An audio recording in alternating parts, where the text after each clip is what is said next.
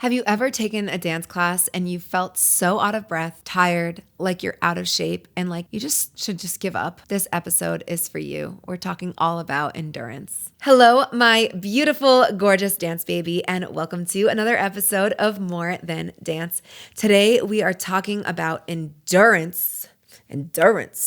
And I want to talk about this subject because I think it's a little underrated when you are outside of the performing world. I want to paint the picture right now of two dancers. One is the dancer who is performing on the reg and has a routine that they understand and they know and they perform it. Then there's the other dancer who dances more recreationally, and they might not be on a performance team. They might not be training for a performance, or maybe they do have one recital performance every year. So like one performance a year. I'm going to be talking more towards that second group of people, the second group of dancers where they're dancing for fun. And my biggest take home for this episode for you is to understand that endurance, despite which dancer you are, which category you fell into just there, endurance is so important. We already know that endurance is so important when you're a performer. We understand that. We can picture that. We know what the training, I've spoken on the way that the training goes in, where we do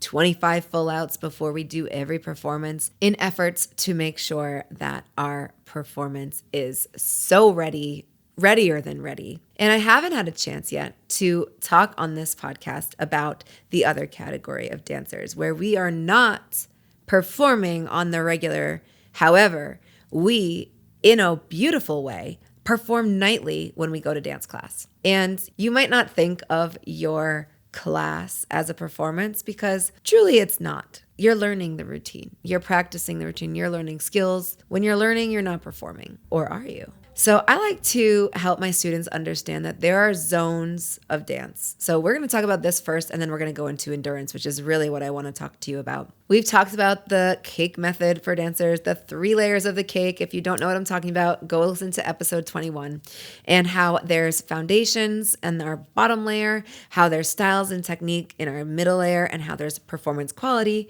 on our top layer.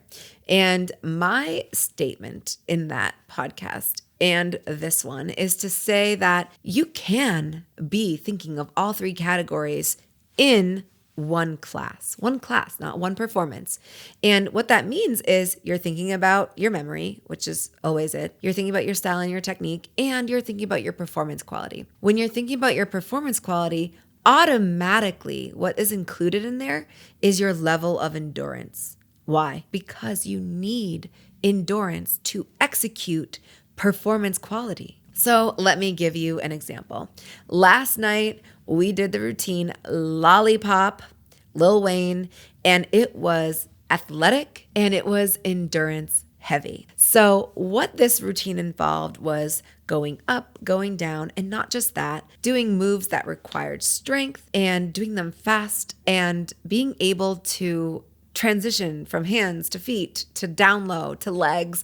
My gosh, there was so much involved with this routine. And in addition to all of that, it was over the course of a long period of time. So we had a longer than usual routine last night. One of the big lessons was endurance. Why? Because in order to execute the routine in any way, you need endurance to get through it, even if on a minimal level. When you are able to execute the moves, that means that you've had enough strength, enough stamina to showcase those moves at a proficient level so that now you can step into performance quality and think about your facials and think about how you're articulating the moves to make it so that it's your style, and to think about how you're going to connect with your eyes and the audience or the camera.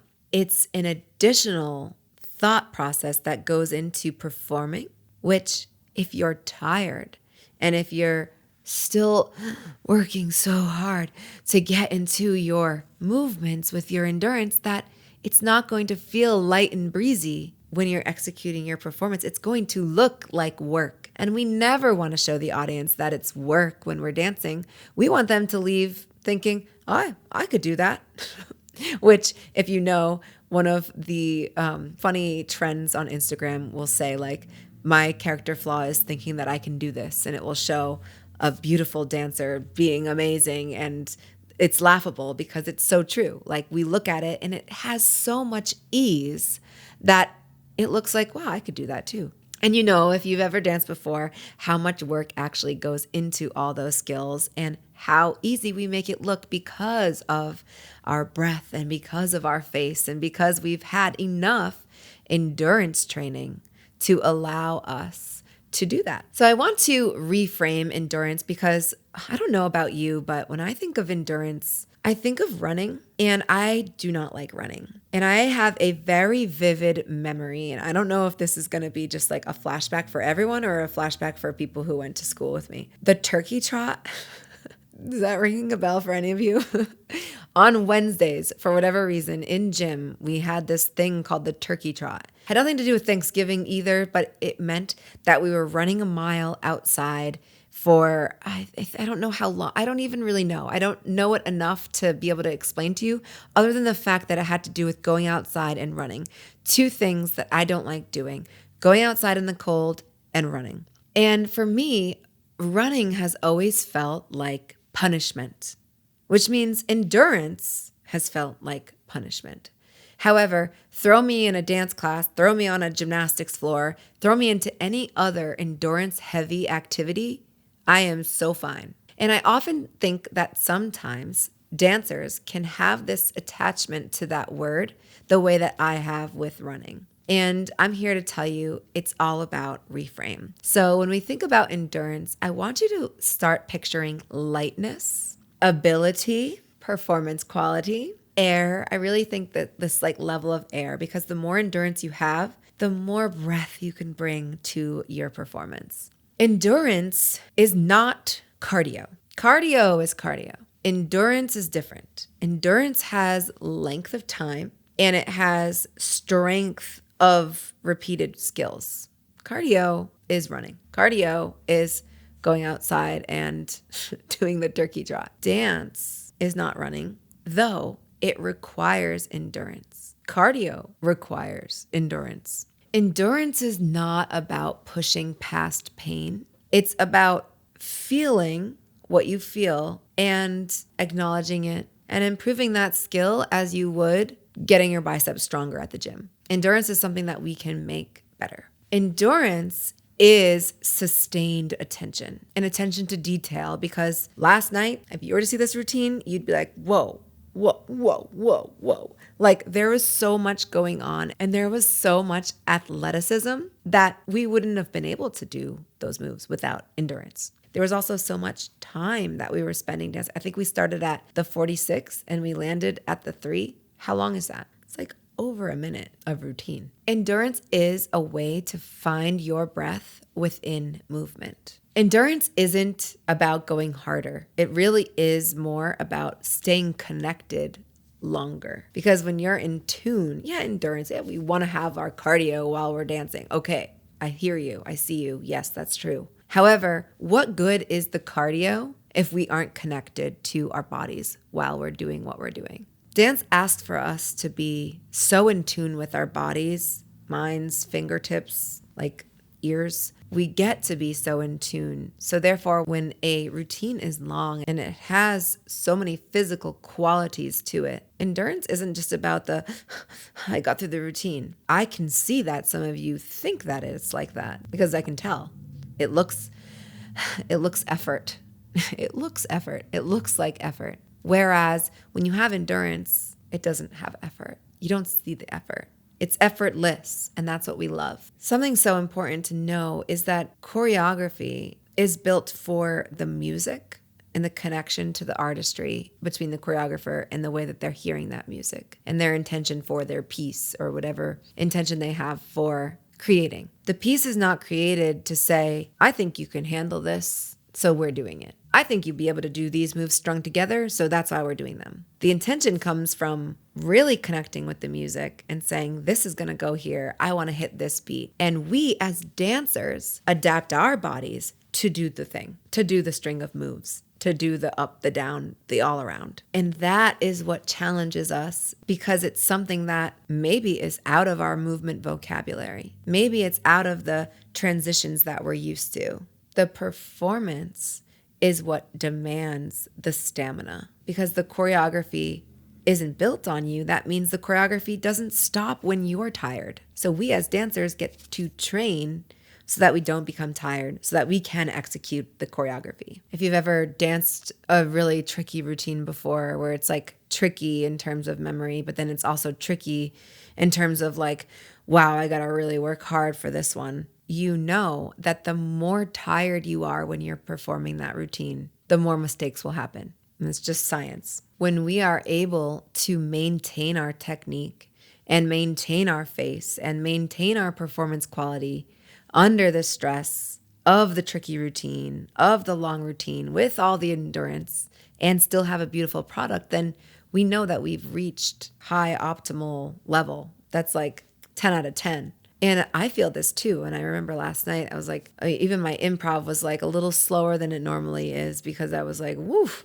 Not only during showcase did we go hardcore, all of the runs prior to that, we were training endurance. We were going hard 3 in a row, 4 in a row, whatever we were doing. Endurance is such a great skill because it teaches the body so much, physically and mentally. So physically, you have your obvious breath control, muscle efficiency, better transitions. And then mentally, you have your focus, your self-talk awareness. Self-talk, man, that is like one of the best skills you can have as a dancer. And it's when things are going all around you and you have that concentration, the ability to hone in and say, I got this. I'm doing this. This is where it's at. Your brain almost fools your body. Isn't that cool? Your brain can fool your body into thinking, like, we still got energy, baby. Let's go. Endurance teaches us our emotional tolerance, the ability to be patient with ourselves, and the ability to breathe while we're dancing allows our nervous system to stay calm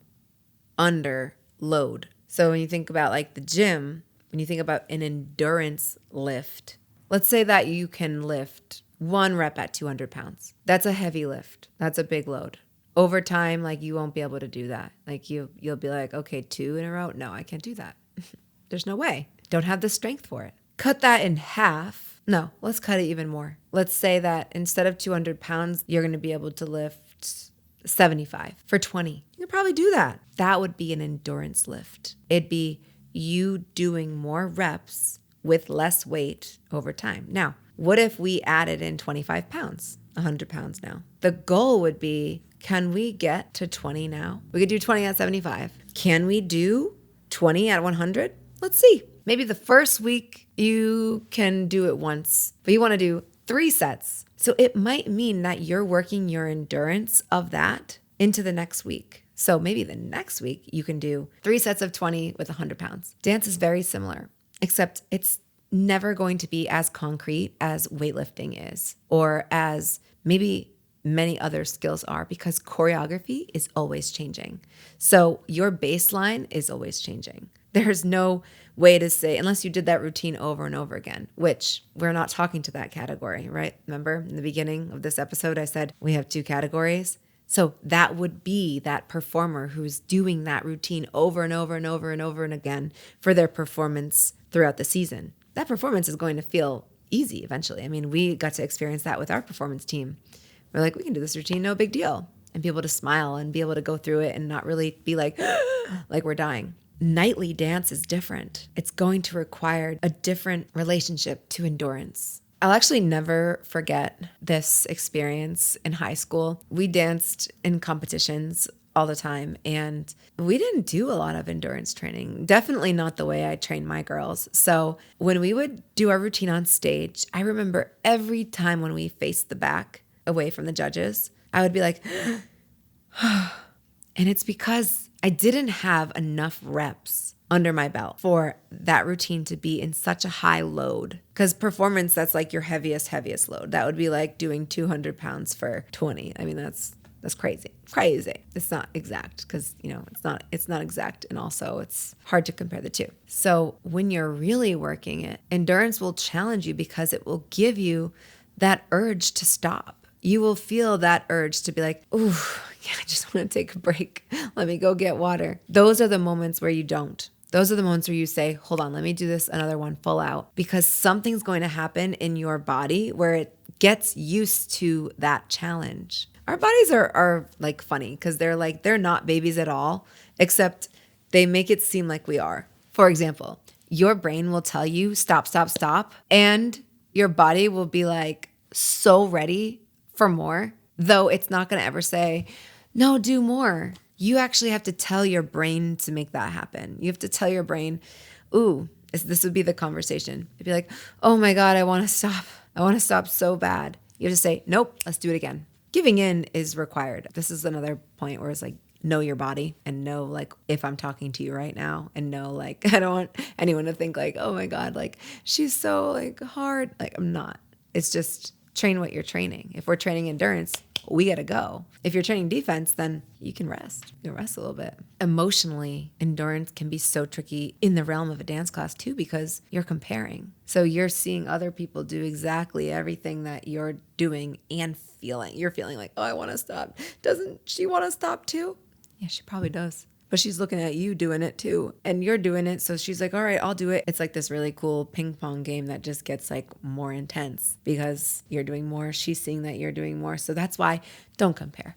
I mean, it always goes back to that. Comparison is not always the best thing to do. When it's hard, you might feel shame. And that's not a good thing to feel. Endurance training will look like, let's do it again. Let's do 3 times full out. Let's do 5 times full out. Let's do 3, then take a break, then do 3 again. Let's do 1 like this, 1 like this, and 1 like this. You'll see like a pattern of repetition. And that can be a great sign to be like, oh, we're endurance training tonight. And when you know that it's coming, you can set yourself up for success. Know that you're going to feel frustration. Know that you're going to feel self-doubt. Know that you might feel embarrassed, especially if you catch yourself comparing. And also know that anytime you're tired, your fatigue will turn the volume up on whatever it is you're saying. So for example, if you're comparing, fatigue will tell you, compare more. If you're saying like really mean things inside your head, when you get tired, you're going to say even meaner things inside your head. You're going to be like, yeah, you're not equipped for this. Don't let that happen. Have a plan for it in place before it even gets there. And here's what I want to leave you with so that you're so ready and you can work endurance and have fun with it like I do. The first is to not aim to look good. How cool is that? We can actually just focus on working the endurance and not worrying about what we look like. The big key is to stay present. The next is choosing one thing. So whether that be your breath, your arms, your timing, we want to be able to focus on one thing while we're doing our endurance runs. The next is to keep moving even when it's messy. And I say even when it's messy and not even if it's messy, because we know it's going to get messy because that's what we're doing. We're purposely training hard. Therefore, it's getting messy. And if it's not messy, that means we could train harder. So let's do 10 more. Think about what you're doing versus what you're not doing. Because I think that's so easy to go there where we just sit like, oh, there goes my arm. Oh, there goes this. Oh, I can't get up. Instead of thinking that way, think, I'm still doing it. I'm still getting down. I still got that timing right. You can see yourself doing endurance in everyday life all the time. We don't get enough sleep one night and we do our whole entire day the next day. That's endurance. We stay kind to ourselves. Maybe we give ourselves like a little bit of chocolate when we're having a rough day. That's endurance training. Being nice to ourselves when we are stretched too thin. Continuing when motivation dips. I mean, you know how that goes. Everyone can relate to that. We've all had moments where we've had great motivation and great momentum. And then as soon as the motivation dips, it's very hard to keep that momentum going. And the last would be just trusting yourself during that discomfort. Discomfort is one of the best things that you can get comfortable experiencing. The more discomfort, the more growth. And here are some reflection questions just to help you so that you can check yourself with where you stand on endurance. Ask yourself, where do I quit early? Is it physically or mentally? What changes when I focus on breath instead of output? How does my self-talk shift when I'm tired? And lastly, what capacity am I building without even realizing it? I love that one because it's like we're so unaware of what we're doing until it's done. It's like after a class, you're like, did you know you just did that? And it's like, whoa, we did do that. So I hope that this was helpful for you today. And I hope that this was just a really great reminder to work the endurance and to not be afraid of it. And if this was helpful for you, it would mean the absolute world to me if you shared this with a friend. This is one of the best ways to help us spread the word about the podcast, to help people just like you on their dance journey. Thank you so much, and I'll see you on the dance floor.